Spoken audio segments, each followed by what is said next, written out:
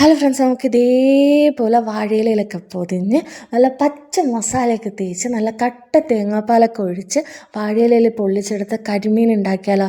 അതിനകത്ത് ഒരു മിക്സിയുടെ ജാറിലേക്ക് ആവശ്യത്തിനുള്ള മല്ലിച്ചപ്പ്, കറിവേപ്പില, നമ്മുടെ ചെറിയ ഉള്ളി, പിന്നെ ഞാനിവിടെ ഉണ്ടമുളകാണ് കേട്ടോ എടുത്തിരിക്കണേ. വീട്ടിൽ ഉണ്ടമുളക് ഉണ്ടാക്കി കഴിഞ്ഞാൽ പിന്നെ എന്താവശ്യത്തിനും അത് എടുക്കുള്ളൂ. നിങ്ങൾ പച്ചമുളക് എടുത്താലും മതി കേട്ടോ.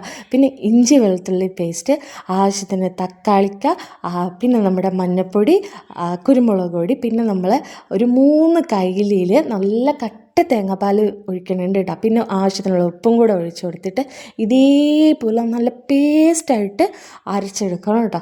അതിന് ശേഷം ഒരു വാഴയിലയിലേക്ക് നമ്മളെ കരിമീൻ വെച്ച് കൊടുത്തിട്ട് ഇതേപോലെ നന്നായിട്ട് ഒരു സൈഡിൽ ആദ്യം മസാല തേച്ചിട്ട് പിന്നെ മറിച്ചിട്ടതിന് ശേഷം ഇതേപോലെ തന്നെ ആ സൈഡിൽ നന്നായിട്ട് മസാല തേക്കണം കേട്ടോ. എന്നിട്ട് നമ്മൾ പച്ച വെളിച്ചെണ്ണയില്ലേ അതും കൂടി ഒഴിച്ചു കൊടുത്തിട്ട് ഇതേപോലെ നമ്മളെന്ത് ചെയ്യണം, കെട്ടി സെറ്റാക്കി എടുക്കണം. വാഴയില പൊതിഞ്ഞ് സെറ്റാക്കി എടുത്തതിന് ശേഷം നമ്മുടെ ഫ്രൈ പാനിലേക്ക് ആവശ്യത്തിനുള്ള എണ്ണ ഒഴിച്ച് എണ്ണ നല്ല ചൂടായിട്ട് വരുമ്പോഴത്തേക്ക് അതിലേക്ക് നമ്മൾ ഈ വാഴയിലയിൽ പൊതിഞ്ഞ് വെച്ചിരിക്കുന്ന കരിമീനും കൂടി വെച്ച് കൊടുത്തിട്ട് നന്നായിട്ട് മറിച്ചും തിരിച്ചിട്ട് ഇതേപോലെ എടുക്കണം കേട്ടോ. പൊള്ളിച്ചെടുക്കണം. എന്നിട്ട് ഇതേപോലെ തുറന്ന് നോക്കുമ്പോൾ നല്ല സെറ്റായിട്ട് അകമൊക്കെ നന്നായിട്ട് വെന്തിട്ടുണ്ടാവും കേട്ടോ.